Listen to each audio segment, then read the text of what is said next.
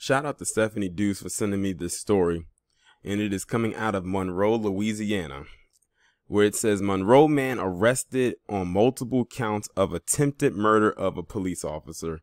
And look, he's alive. Is anybody shocked? No, we are not. Now look at this. Multiple counts of attempted murder.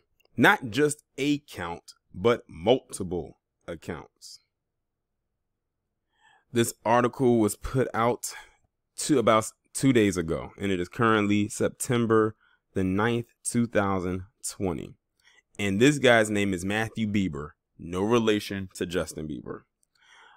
Ouachita Parish Sheriff's deputies have arrested a man on 3 counts of attempted first-degree murder of a police officer. According to OPSO, deputies were called to the 300 block of Fortune Drive around 2 a.m. on Sunday, September 6, 2020 on reports of a burglary. When deputies arrived, they found 32-year-old Matthew Beiber and detained him as a possible suspect. During the investigation, Beiber was able to take control of an OPSO patrol vehicle and then led deputies on a chase. But we're the problem, right? I want to see what the Coonstress is going to have to say about this, or anyone in that camp, or any of these palm-colored parasites that are running around here that has nothing but vitriol for black people. But I know they're not going to say anything. They'll just come and deflect with their usual B.O.B. bullcrap. During that chase, Beiber rammed into 2 OPSO patrol units on Keystone Road. He then drove along the road for a short distance before turning around and attempting to run over the deputies that he had just rammed into.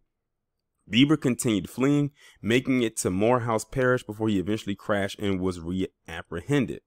Beiber was booked into the Ouachita Correctional Center on following charges: attempted first-degree murder of a police officer, 3 counts, and theft of a motor vehicle. His bond has been set at $1,507,500. That's a very detailed bond, because usually I never heard them break it down like that. But 1, he shouldn't even have a bond. 2, he shouldn't even be alive. But we know how that goes when it comes to people who look like him. You know, he's able to get a chance to actually survive and tell his story. And then who's to say those charges will stick? He'll probably just plead guilty. They'll give him a plea deal, and he won't even do that much time in jail, if he even does time. He's probably going to get some kind of, I don't know, maybe a probation or something like that.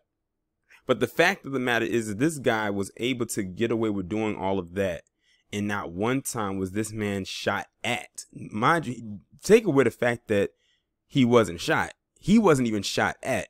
Meanwhile, Jacob Blake was to go into his car, and they assumed he had a weapon, and he is shot in the back 7 times at point blank range, making him lose the ability to walk. He's very lucky to be alive. Now, I want to see if anybody's going to come out and say anything about this. And when I say anybody, I'm not talking about people who look like me. Of course, we're going to talk about it. But I'm talking about those in lamestream media. Now, mind you, this was posted 2 days ago. See, here's the thing. They like to treat their stuff when it happens with them, like what this guy did, as an isolated incident. But when it happens with us, they make it worldwide news. Because they have to put out this picture or paint this narrative that black people, especially black men, are inherently bad. Remember, I just talked about in my live stream about how the Coonstress came out and made those comments talking about how black men are more dangerous than white people and white police. She said that out of her mouth. Like, you can go and listen to it in her interview that she had with Ben Shapiro. In that entire interview, and I didn't even listen to the whole thing because eventually it was giving me a headache. All she did for over an hour, all they did for over an hour was just talk about black people the entire time and make it seem like they're doing this to so-called help us get on track. If we needed so-called help to get on track, we definitely wouldn't be calling people like her. She would throw us off course. See, the thing is, the model that they had painted is one that is not reminiscent, but a duplicate damn near of her. That's what they want. They want all black people in this establishment to be like a Coonstress or some image of her. That's what they want. But guess what? That's not what they're going to get. If they wanted that, then maybe they can find some kind of cloning device and they can make her. But then again, don't let me put the idea out there, because, you know, they might actually try to find that.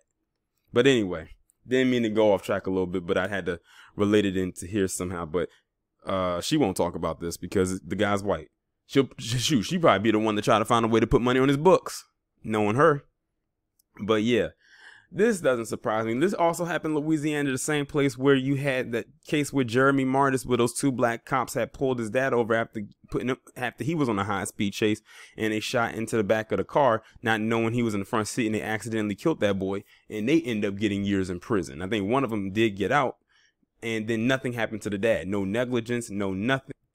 No using the vehicle as a weapon, you know, any of that. And the next time that they caught him, he gets arrested for a domestic dispute. That's what he gets arrested for, a domestic dispute with his spouse, which would be chalked up to a misdemeanor anyway.